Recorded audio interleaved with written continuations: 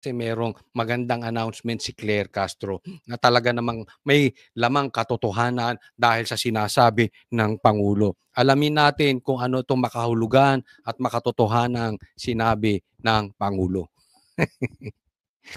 Hindi po na naisin ng Pangulo na ganito ang mangyari. Sabi nga po ng Pangulo, sinusunod po natin ang due process. Sa mga kapwa natin Pilipino, ang pag-iimbestigang ginagawa po ng Pangulo, ang pag-uutos na imbestigahan lahat, ay para din po sa taong bayan. Pero hindi po ninanais na magkaroon ng kaguluhan na isang Pangulo ay maliwanagan lahat tayo kung ano nangyayari. Ayan, ito yung sinasabi ni Claire Castro. Ayaw daw ni BBM na magkaroon ng kaguluhan kasi pinagbabato yung bahay ni Diskaya. Okay? At nagrally-rally doon. Eh kayo nang humusga kung yung mga nagrarally ba doon ay mga komunista. Yung mga Maki, baka, wag matakot. Tingnan nyo, panuorin nyo. Hindi ko lang ano kasi dito nagbabatuhan. Mafa-flag tayo ni YouTube. Nagbabatuan, nagpintura-pintura. Tapos yung isa, may sinasabi sa nagbabasa. Hindi ko alam kung kamag-anak ni Risa yun eh. Ang haba sinasabi niya sa loudspeaker, ay yung tawag nila doon? O basta yun. O para lumakas yung boses. O binabasa. ang haba talaga. Alam mo, naisip ko sa kanya, risang-risa. Ha? Hindi ko alam kung komunista to. Hindi ko lang naman, hindi ko po sila pinagbibintangan. Pero yung mga datingan, yung may mga flag, tapos yung flag na kulay itim, yung mga ganun, yung may mga tono yung mga sinasabi, tapos tapos biglang wala na. Ganun. Di ba? Anyway, pinagbabato yung bahay ni Diskaya. At ang sabi ni Bongbong Marcos, ayaw niya ng kagulungan. Hindi nga. Ito tatandaan ninyo ha. Gusto nyong malaman ng hakbang ng Pangulo? Lahat ng sinabi niya, baliktarin nyo, yun ang mangyayari. Ang nagkakatotoo, ano sabi niya? Hindi ko papapasukin ng EDCA. Tanong, nakapasok ba EDCA? Dumami pa. Ano pa sinabi ng Pangulo? Ayaw ko ng impeachment. Tapos, yung anak niya kauna-unahang pumirma para magkaroon ng impeachment kay BP Sara. Hindi ko papapasukin ng ICC. Anong nangyari? Pumasok ang ICC. Kinidnap si Tatay Digong, dinala sa ICC.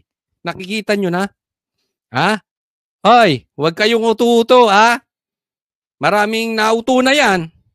Baka mamaya papabudol na naman kayo, kakariri. Hindi tayo naninisi. Hindi tayo naninisi. Walang sisihan ko, Choli. Hindi ko po kayo sinisisi. Pero lawakan yung utak ninyo, ha? Lalo na kayo mga bashers ko. Kayo mga Marcos loyalist. Totoo naman di ba? Lahat ng sinabi kong tatlo, ayaw niya. Anong nangyari yung kabaligtaran? Tama or tamang-tama? Sige nga, sagutin nyo kayo mga pulahan. Pati na rin yung mga kumain ng suka nila na pinklawan na ngayon parang sip-sip sa sip-sip kay Marcos. Mali ba ako? Diba? So kabaligtaran yan. Mag-iingat po tayo. Okay? This, I think, wag po tayong maligaw. Ito lang sinasabi ko. Hindi natin alam, baka mamaya, okay? Baka hindi si Marcos or baka tanim ng iba or hindi natin alam. Pero dinidirekta.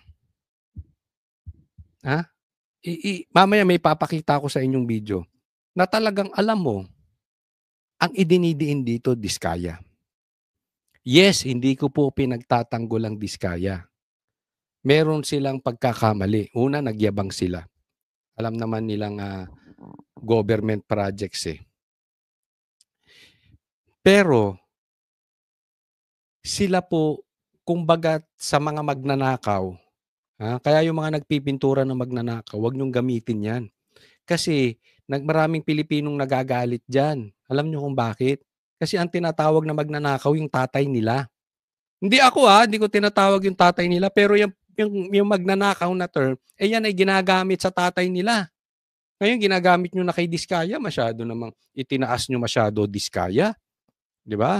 Wag nyo gamitin yung magnanakaw sa Diskaya kasi kontraktor lang yan. Di ba? Ako sasabihin ko sa inyo, hindi sa nagmamalinis ako. Pero pagka may mga ganyang anomalous project, kung contractor man ako, hindi ko tatanggapin. 'Di ba? Hindi ko ibig sabihin ko konsintihin. Pero karamihan ng Pilipino, maalo ka ng ganyan. susunggaban. Pero hindi nila kayang gawin 'yan nang walang politiko. Backer. Tatandaan niyo po 'to. Wa Same thing sa droga, same thing sa gambling. Ang backer po niyan politiko. So, mag-iingat po tayo kasi tila naliligaw tayo at tila nakikita na natin ang direksyon ng pamahalaan ay ibintang sa kontraktor at sila malinis. Hoy, kaming mga congressman malinis. Kami dito sa executive department malinis. Hindi kami kasali diyan. Sino may kasalanan diyan? DPWH. Sino may kasalanan diyan? Kontraktor. Gagalaw ba yung DPWH? Gagalaw ba yung kontraktor na walang go signal sa ibabaw? Huwag na tayong maglokohan. Pambihira naman. Huwag kayong papayag ng ganun. Di ba? Kikitang-kita natin, mag-iingat tayo dahil yung lumalabas ngayon, talagang tipong diskaya ng diskaya. Yes, I agree. In my opinion, dapat silang maparusahan. Hindi ko sila inililigtas. I never ko silang ililigtas. Pero huwag tayong makalimot. Baka sa kasi ito po ang nangyayari mga kababayan ko. Galit na ang Pilipino. Dahil gutom ang Pilipino tapos may nagpapasasa. 'Di ba? So may galit ang Pilipino eh. At alam nila 'yan. So anong gusto nilang gawin? Yung galit ng Pilipino mapunta sa diskaya o sa mga kontraktor. Wag po.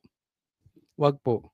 Kasi kahit magalit kayo sa diskaya at sa mga kontraktor, kahit tanggalin nyo yan, kahit ipakulong yung lahat yan, next year, yung pagnanakaw, diretso pa rin. Bakit? Yung mga politikong nangunsinti sa kanila, nakaupo pa rin. Papalitan lang yung mga kontraktor na yan. Naiintindihan? Hindi naman makahagalaw yung kontraktor nang wala sa ibabaw eh. So ang kailangan natin dito, ma-focus po tayo. Tingnan natin itong sinong politikong nasa ibabaw nito. Naiintindihan? So, yung galit po natin, lagyan po natin ng utak. Okay? Oo, natural, magagalit ka. Isipin mo tayo naghihirap.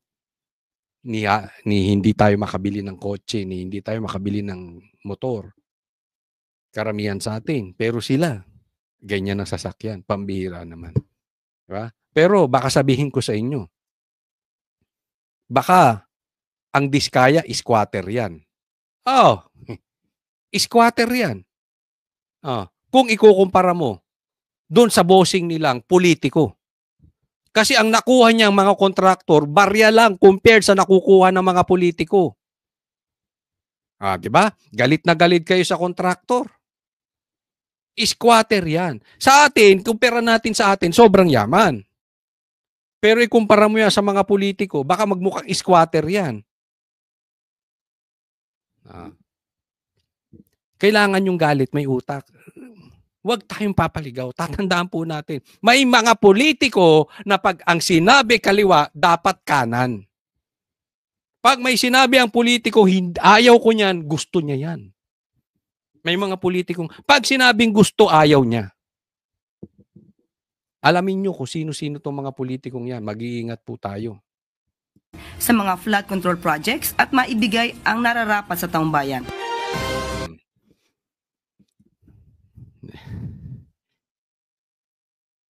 Kung ako opinion tatanungin nyo, duda ako. Kasi ang daming kontraktor eh. Ha? Ang dami pong kontraktor.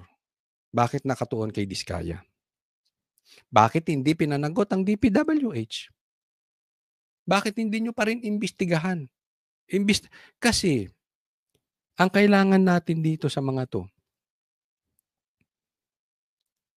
isiwalat nila yung bossing nila. Yung nagbigay ng go signal. Doon tayo magalit. Pag hindi nila isinawalat yung kanilang mga bossing, doon dapat tayo galit na galit.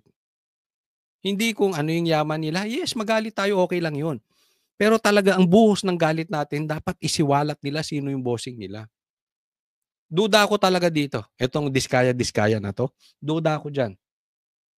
Sobra ang effort nila dito na duda ko, ibabalik na naman to sa Duterte. Yung yung yung yung effort, yung planning, yung direksyon nila going here, sa dami-dami ng kontraktor, sa dami-daming pulitikong damay, dito sila nagfo-focus. Kaduda-duda. Tingnan niyo. Duda ako diyan babagsak sa Duterte. Bigyan ko kayo ng magandang halimbawa na yung efforts nila nandito kay Diskaya. Pag-usapan na rin natin ito, yung sinasabi ko sa inyo na oh, ang kanilang efforts at direksyon ay idiin ang Diskaya. Kaduda-duda anong motibo nila.